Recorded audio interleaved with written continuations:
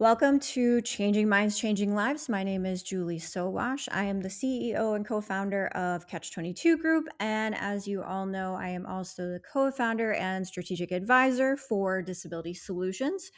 I am so excited about today's guest and about the conversation that we're going to have. As those of you who know me know that I love to get geeky about hiring algorithms, about legislation, litigation, workforce data management techniques, all of those things where actual hiring decisions get made. And knowing what I've seen over the past 15 years, how much they impact our community, even though so much of the time they are black box. So, we're going to talk about that and a lot more today with our guest, Beverly Dines. She's a workforce strategist and advocate focused on rethinking how hiring systems evaluate talent in a rapidly changing, tech driven world. She's also a founding member of Fabric in Chicago and currently serves as the Chief Operating Officer at Foxy, where she's led strategic initiatives, optimized operations, and helped organizations navigate complex systems and scale effectively. She is also the author of Create the Door. She has a background in spanning recruitment, operations, and workforce development. She brings to us today a strong perspective on how hiring systems and workplace structures impact real people, especially as technology continues to shape how talent and all of us are evaluated and the opportunities that are distributed or maybe sometimes not distributed to us. So let me welcome Beverly. Beverly, how did I do on that introduction? What did I miss? Tell us some more about you. It was fabulous. Thank you so much for having me on, Julie. It was wonderful. I think, one of the things that's been so exciting as I've started this journey as an educator and as a creator in this space, and something that you nailed as you were chatting about my experience, is this is a rapidly changing hiring market. And because it's a rapidly changing, not just a hiring market, but career landscape. And that's something I like to talk about on my platform as well, is while there is a heavy emphasis right now on folks that are actively struggling in this market, as technology has kind of infiltrated the systems that used to make the hiring process a little bit more transparent, more straightforward, even for the folks who are facilitating the process. Also, throughout your entire career, this market is changing, and the realities within it are changing. We're seeing. I saw a definition recently about how companies are starting to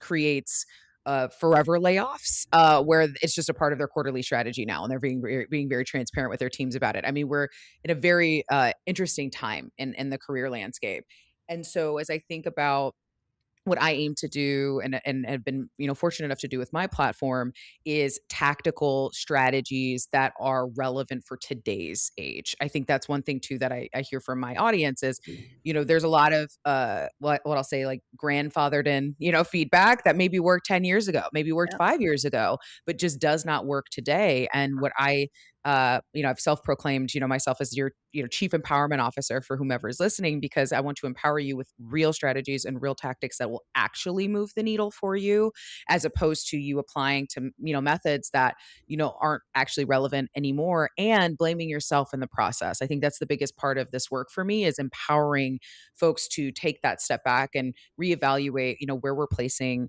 our value, as we think about our careers, because as we're seeing the data, these organizations, funky things are happening across the board. And what's most important to me are folks walking away from these tactics and my platform with feeling as though they've been seen, that they've been validated, and also that they have something that they can hold on to and take immediately.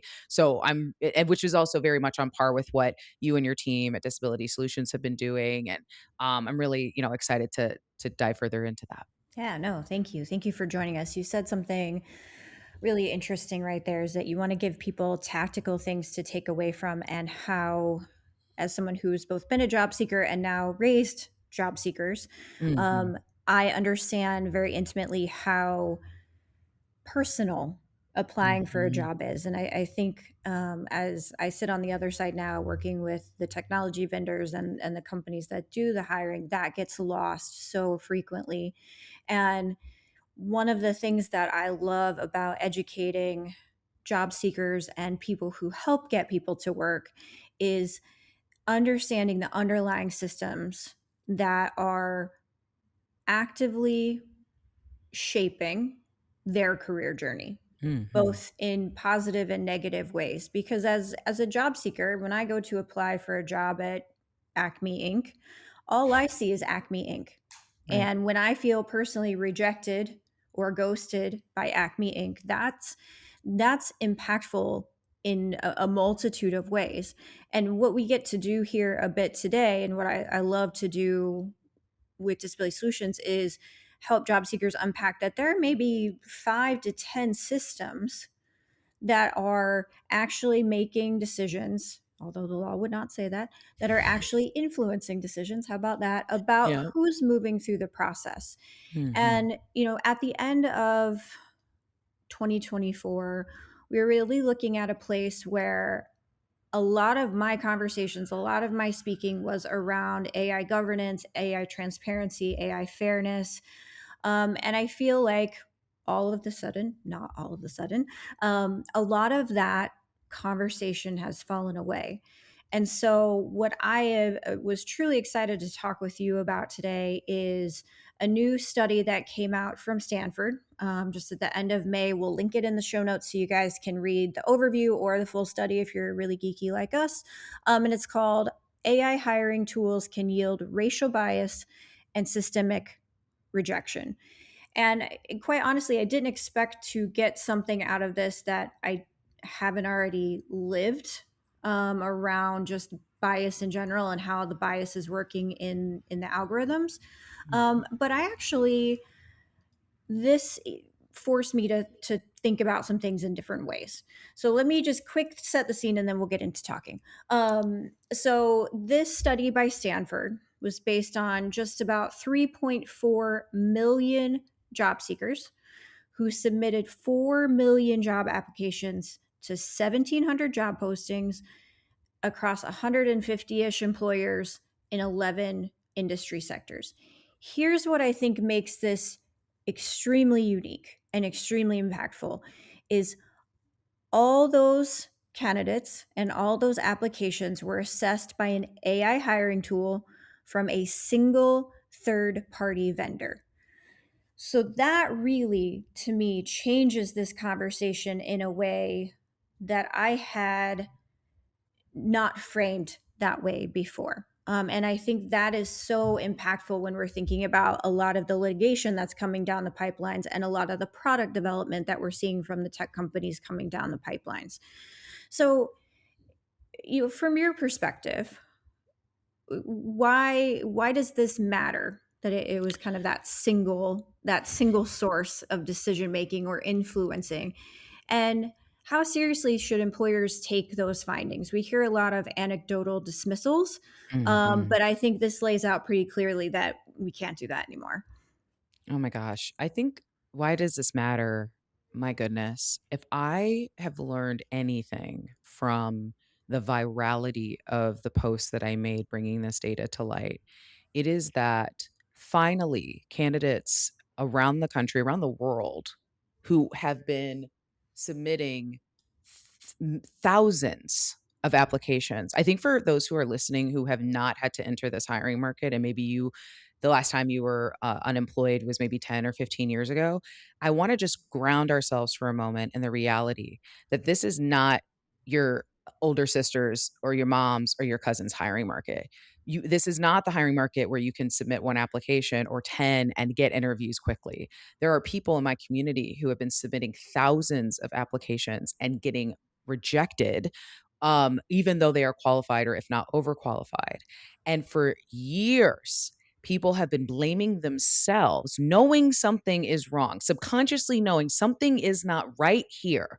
But when you are in survival mode, you don't have the capacity to investigate deeper other than what you're receiving from the responses, right? All you're seeing is rejection after rejection after rejection, struggling not to internalize that, trying to show up while simultaneously watching your finances dwindle, your kids not having to cut back on your kids' activities, all kinds of things to try to keep things afloat, moving, whatever the case.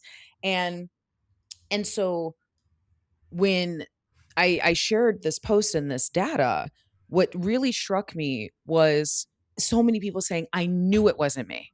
I knew that there was something going on. I kn I feel so seen. People saying that they were Mhm. crying reading the study. And so I wanna start there with before we get into any of the data, because yes, this has been a very polarizing study for, I think, a variety of interesting reasons. I want us to first ground ourselves in humanism. Regardless of what you think about the data, regardless of what you feel about applicant tracking systems or algorithmic processes, because this is also coming from somebody who has used multiple applicant tracking systems. I understand their benefits. I also understand their deficits. We need to, I think, culturally reground ourselves in the fact that there are millions of people right now who are deeply struggling, who are contemplating ending their lives because of this market. And I think it's important that as we do discuss this data too, that we continue to keep humanism at the center of it, because it isn't as simple as I think a lot of, I always say old guard, a lot of folks who are sitting behind the lines are Mhm. like, well, if you were qualified, you would just get a job. It's not that hard to just get it, because maybe you yourself have not had to experience what it's Yeah. like being on the other end of the table, but I have. And as somebody who has faced these rejections, had to do AI interviews with people don't even bother to show up, being ghosted, you get prepared, you're in your suit, you're ready to go, and then the other team doesn't even show up to the call.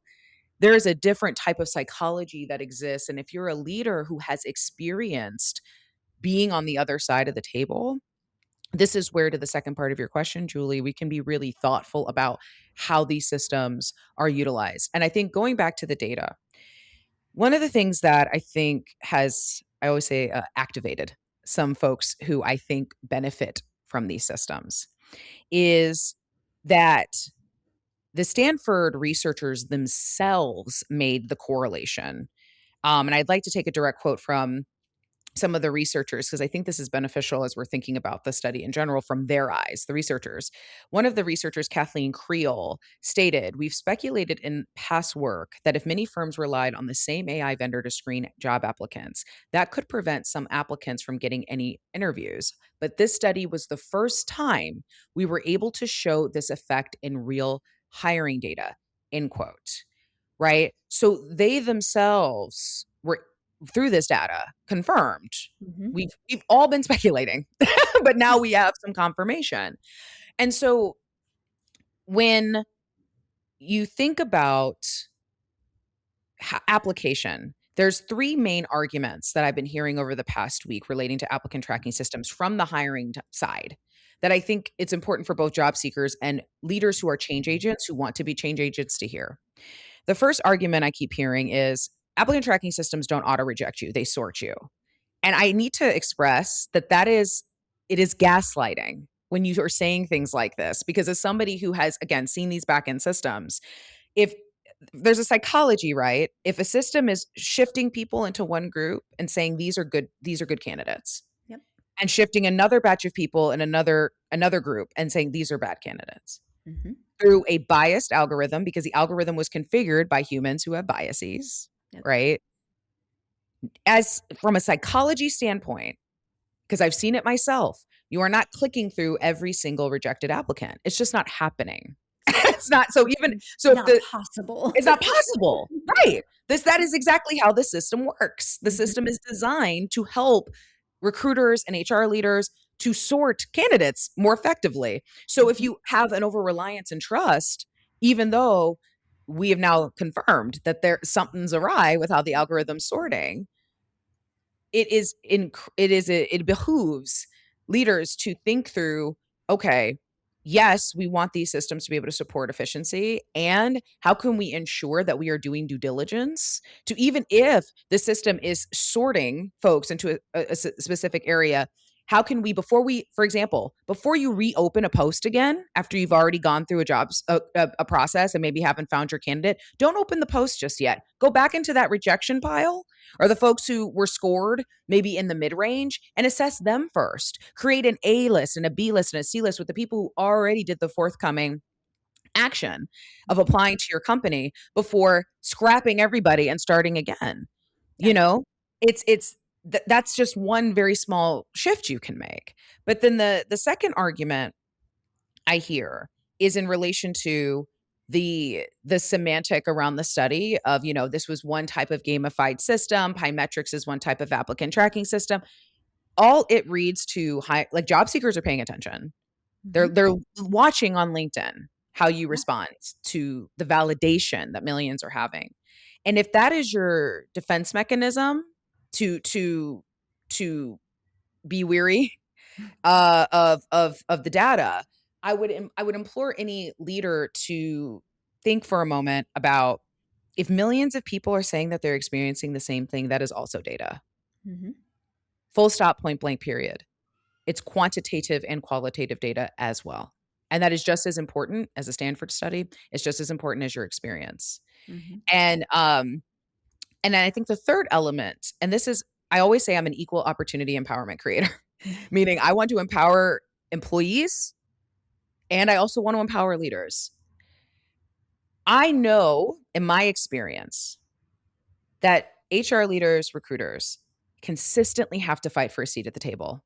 Yep. They consistently have to fight to be recognized, to be considered at the Mhm. operational level of businesses, especially at scale.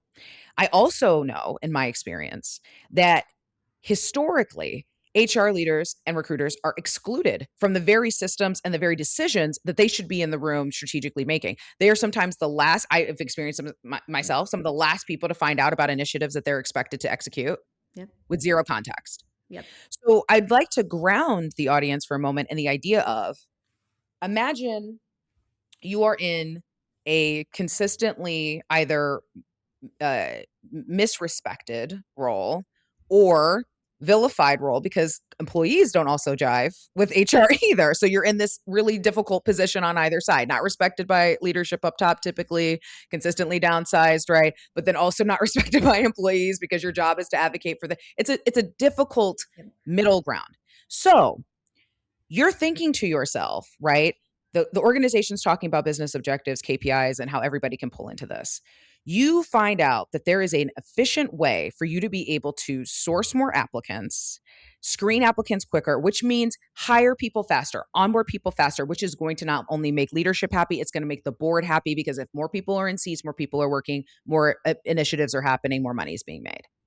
So suddenly, you get these demos for these different applicant tracking systems. You pitch them to leadership. You're promoting the data behind why this is beneficial. You are suddenly now seen as an imperative. Mhm. I always say you're in the king's light, is what I like to say. So now you're gunning for this because finally, okay, we're gonna pay for this system. We're gonna give you guys the training. But then here's the catch 22 because this system has been initiated, well, you guys don't need more recruiters. Here Yep. comes a layoff. Well, you don't need more HR coordinators. Here's Yep. a layoff. You have this system now. This is what is screen, hire. So then there's a bottleneck. So the HR leaders, recruiters who were expecting, yes, great, we're finally getting some validation, some thoughtfulness about our strategic because HR, like it or hate it, HR is a strategic function of a business. Mhm. It It should be is. treated as such. If you don't have It is people, often you not. don't have a business. Yeah. It's but it's often not treated that way. So finally, you have this system, but then you don't have people to operate it the way it should be operated ethically. Mhm. So then what happens is your burnout recruiter who is operating 30, 40 different hiring processes, plus their HR leader, are looking through all these applications. And from us, again, going to a psychology standpoint, if the system is telling you, listen, these 600 people who applied, they're not it. Your company just cut your last 5 recruiters that would have been able to help you comb through all that. Mhm. You're going to click that. You're going to select all because that's how it works. You select all and then you hit reject and it sends an auto rejection email. That's what you're going to do. So I think there's a radical honesty and a radical accountability that I think everyone is looking for Mhm. from the leaders who are in positions of power right now. And this study to me has brought forth, I think, really important conversations around, okay, what now? Yeah. We finally have a name to what we've experienced, which Stanford called algorithmic monocultures. HR leaders who I've started to see more and more who are like, yep, this is happening. In fact, I'm actually very fortunate in my comment section. I've had many HR leaders and recruiters self-proclaim, like, I'm an HR leader who's been doing this for 10 years. This is absolutely happening. Yeah. And I have been screenshotting those evidences because I'm like, we're not making it up, No. right? So there's simultaneously those conversations happening, but then there's also this active resistance. And I think the resistance, I would say, is going back to what I said about the psychology. You promoted the system being this thing that can really change the game for your business. Now there's potential opportunity for liability, like Workday is seeing right now. Yeah, and I think that is exactly where I wanted to go before we get to monocultures. Is, we have Workday versus Mobley that's happening right now. We have the eightfold class action. I at the For the job board doctor, I've been writing a lot about Indeed's plan to take disposition data from 250 plus applicant tracking systems on millions of applications and make its hiring algorithm smarter. Mhm. And exactly what we're seeing in those single system decision makers and the ones that, outside of Workday are happening well before we ever get to the applicant tracking system, before we ever get to the apply. Mhm. Does job seeker A ever see this job? And I think that's really what came out and kind of leads into monoculture here, is that if a person is applying within the same AI system, wherever that Mm. system is in the apply process, whether it's at the job board, so the attraction stage, or at the hiring decision stage, though the monoculture of that algorithm is impacting, I think it was 10% of job seekers who applied at Mhm. multiple different companies within that ecosystem and were rejected uniformly by all of those companies. So I think that's a fair definition or example of what monoculture is, but tell us more about that and why it stood out to you.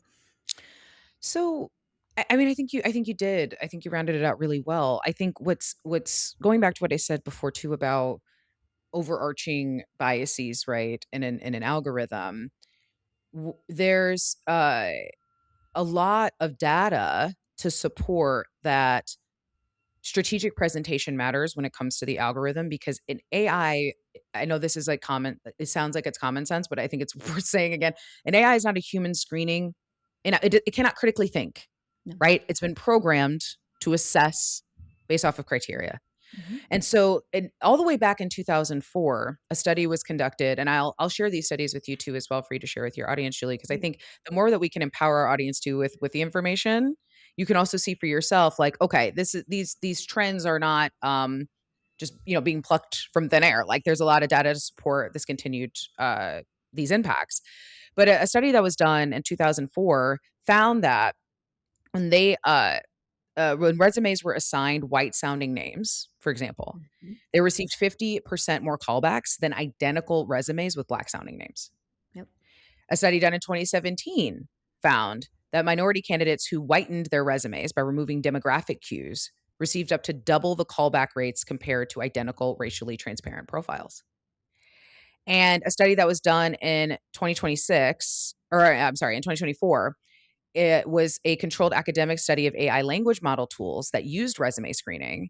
The models favored white associated names in 85.1% of the cases, while black male candidates were disadvantaged up to 100% of tested scenarios. And that was testing AI embedded models in a simulated setting, not specific commercial ATS platforms. So you have to think about it's the systemic nature of when we think about an algorithmic monoculture, it is requiring candidates to demask quickly Mhm. and remove all identifiers, things that make them uniquely them to accommodate the system, which is what's creating a gamification of the Mhm. system. I saw a video yesterday one of my community members sent me that in this there's a hiring, I guess, listserv or Discord where HR leaders can ask questions. And this one creator was talking about how one of the HR leaders said, we opened up a job posting and 90% of our candidates uh uh they had really high scores, but when we looked at them we realized that all of them were all of the resumes were tailored by AI, and how do we get around this? And people in the comments were like, "Oh, how the tables have turned." Yep. Yep. People are smart. They realize, "Oh, okay, if your system is going to reject me because my first name is Keisha, for example, but my middle name's Grace. Okay, I guess my first name's Grace." Yep. Because Nice. it's an affirmation. I have folks in my comment section saying all they did was change their emails and suddenly they're seeing a return, or they've shifted the structuring. But in some of these studies that I'll share with you that your audience can review, it's even down to like geographical area. If Yep. you put a small, like your zip code, Yep. so going back to tactics, don't put your zip code in your resume, because these systems, according to these studies, can assess demographic data about you just based off of your zip code. So if you're putting that on your top line item, just put the nearest largest city to you as an example. Yeah. Um, because these it's a monolith. And so when we think about equipping candidates and their toolkit as we think about this algorithm, I want to also be conscientious of the fact that there's two schools of thought when it comes to this process in general. I believe the first school of thought is folks are exhausted. Mm. They're tired of gamifying their resumes. They're tired of doing one individual resume for every single job they apply to, only to still be auto rejected. They're tired of lying, right? Because at one point is it fictitious? At what point are you literally just putting whatever word salad on your resume using ChatGPT, using Claude, using whatever in the hopes that it's enough to get picked up, and some of it isn't even things you've done. It's just like take the JD, take my resume, make it sound like I've done the thing so that I can get past these screeners. Mm-hmm. So then you do get the interview, because these are the ripple effects, right? Of this Yep. inauthenticity that comes from an algorithmic monoculture. You're in the interview, you made it, but now you can't speak to some of these things because it was framed in a way that isn't natural to you. It's not how you communicate, all of the above, or even things that you've even done. On the other school of thought, there are folks who are like, I'm willing to do whatever it takes to get in front of a person.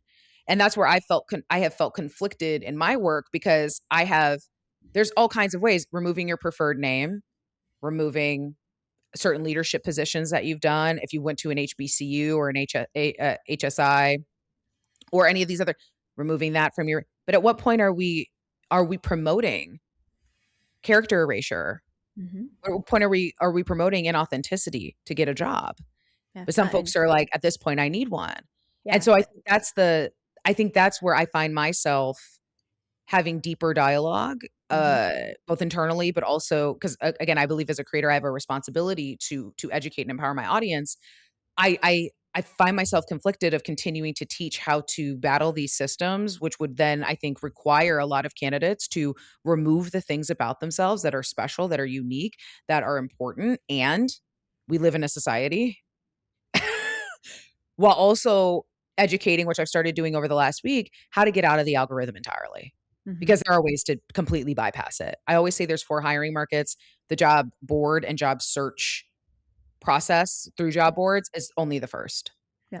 And so I think as we think about algorithmic monocultures, to me, it's a signal it's time to actually get out of job boards entirely and Okay. starting to think strategically about how to get ahead of that.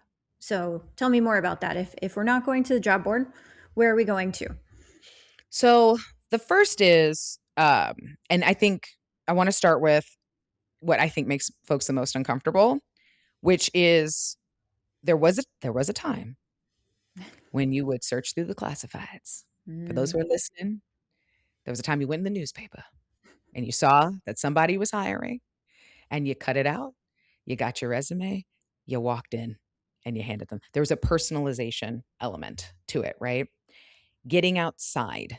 I think since the pandemic, folks are starting to get more comfortable being out. There's still, I think, at least I've seen in my community, a resistance still of the networking aspect of it, because a lot of folks struggle with networking. They struggle with, again, it can feeling performative and LinkedIn and all the things. But when I tell you, I have been at networking events where in front of me, like two people are talking. One person's a person looking for a job, another person is a leader who has one, and they're casually talking. First, it's about sports, then it's about what they're doing. And all of a sudden, you know what? We're actually hiring for this role right now. Let me give out. Let's talk on Monday. Yep. Just like that.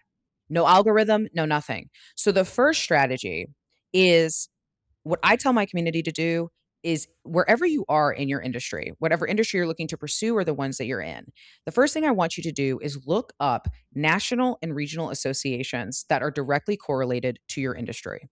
The second thing I want you to do, because it's not enough just to look at them, but the second thing I want you to do is go to their social media pages, go to their websites, and make sure that they are active. Make sure they have an active community of people who are getting together at least monthly for seminars, weekly, whether it's virtual or in person. They're getting together because if they're getting together, there's consistent programming, networking. That means that there's more opportunities for you to meet people who are decision makers. Hmm. And then the third step is having it a part of, if you're in a search process or if you're not in a search process and you're looking to grow in your career, having it be a function of your process to at least once a month be engaging in either in person or virtually with humans. Because these are some of the gate kept things that I'm very fortunate my mentors taught me and why I'm very passionate about teaching to my community. They said, Beverly, get very comfortable with networking because the decisions are made on the golf course. The decisions are made in at the happy hours. The connections are made in. So the first thing is getting outside and aligned spaces. But let's say you're like, Beverly, I don't want to necessarily network at an association, and maybe that's not for me. Maybe for whatever reason that doesn't feel authentic. The second thing I would educate and encourage my audience to do is you can network anywhere, including in relation to your interests. To give you an example, I was 2 weeks ago, it's now summertime shy. So doing all things outside, right? And I wanted to go on an architecture cruise. So I went on an architecture tour, casually, having a good time, not at all thinking about networking. And I am on the boat. I saw a group of women behind me who were trying to get like a selfie with the skyline behind. And I just turned around and I said, you know what? Do you mind if I want to take your picture so I can get all the, oh my gosh, thank you so much. So we start talking. One thing leads to another. The woman on the boat, she and I start talking about the work that we do, what we're building, da da da da da. We're chatting. We're really locked in now. We're on a boat. But we're chatting and without really context, like in a contextual format. It's not networking in the sense that we went to a networking event, but we are networking, and we're continuing to chat, we're continuing to discuss, and one thing led to another, and she and I had a Zoom call scheduled.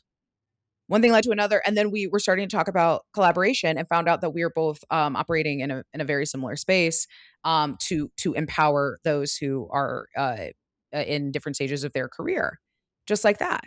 And so if you want to break it down by interest, one thing I would recommend folks to do is on a piece of paper, because I'm old school, on a piece of paper, write down all the things that you like to do, genuinely like to do.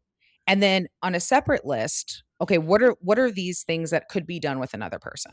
Like book clubs, like walking. If you really like to do long walks, there's walking clubs. There's taking that context because it can be fun. It can be intentional. Hmm.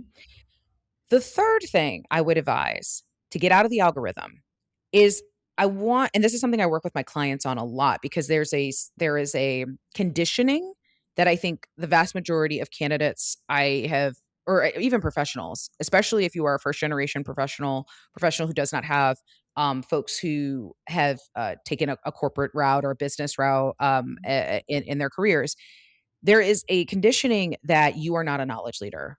Yep. That is for somebody else over there with some other types of titles, other types of roles.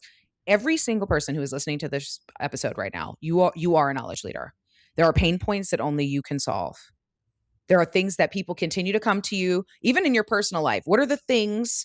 And this is the first stage of this tactic. Write down all the things that people come to you to solve pain points for, no matter how small they are. Every point in your career, what are when fires are breaking out at work? What are people coming to you with? Starting with that. Then once you have that list, identify for yourself, what are the methodologies I use to solve those pain points to the point where people are coming to me to solve them where I work because I do them so well. That is your zone of genius. That is your expertise. And people right now, today, I'm telling you, if your business, the company you worked for, had that issue, 300 other businesses had that issue. And so the third tactic that you would do with this is think about how can you leverage your own knowledge leadership in a way that is authentic so you can attract aligned opportunities to you. Because I understand that, again, going back to that conditioning, there's a discomfort with putting yourself out there. There's a discomfort with pitching yourself or talking about, and also as a creator who stepped into the space rather recently, there is a lot of shadow work that goes into putting yourself online. And even if you are an educator like myself, it's like a whole different thing. But the reality is you don't have to be on camera if you don't want to be on camera. You can have a Substack or a Medium. Mhm. You can do LinkedIn. You can do research, like publication. Yep. You can do webinars. If you like to, you can do things in person. And I'm glad that fabric was mentioned because I did an event I did an event 2 months ago called Networking for Introverts. I'm very passionate about supporting those who this systems weren't set up for. And it was a whole workshop on how to network as an introvert. You can do that as well with a designated space. Mhm. And then attract people to you who are like, "Oh my gosh, my company is having that exact problem. Let's talk." Yep.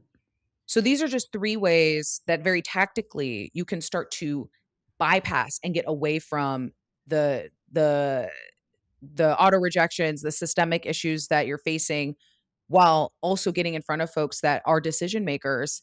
And now that they have that buy-in from you because they've either been called into the space because they're attracted to what you're talking about on your platform, or you've stepped into the space in an aligned way, Yep. joined a committee, things like that.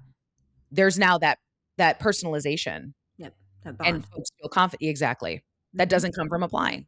Yeah. Oh, I think that is the perfect place to wrap up. You've given our listeners some very tactical, very walk away from this conversation and understand the importance of networking and finding it in your own way and in your own Mhm. voice in a way that makes you comfortable and pulls in opportunity. So, thank you for this conversation. Um, how do our listeners get a hold of you? How do they find out more about your services, network with you? Tell us where to find you. Absolutely. So you can find, if you want to work with me one on one, you can grab what I call an empower hour with me on my website, beverlydines.com. My handle is Beverly Dines everywhere on Instagram, TikTok, YouTube. I have a podcast, How to Give a Damn About Your Workplace, that'll be entering its second season soon. So, again, that's another avenue. And then to network with me, just join the community, come into space. I have a school community as well called the Empowerment Suite, where I do weekly Q&As and also weekly classes educating on professional development. So definitely head to those spaces. And especially if you're looking for tactics and strategies, I always like to say there's no fluff on my platform. Like we get straight to work. So if you're ready to get to work, I'd love to work with you. Of Amazing, amazing. Thank you so much for joining us today. course. Thank Thank you for you having all me. for joining us today. I hope you enjoyed this episode. I really did. I know we're going to be doing more on the Stanford study because my head is so deep into it right now. There's a lot more to talk about. Join us next time on Changing Minds, Changing Lives.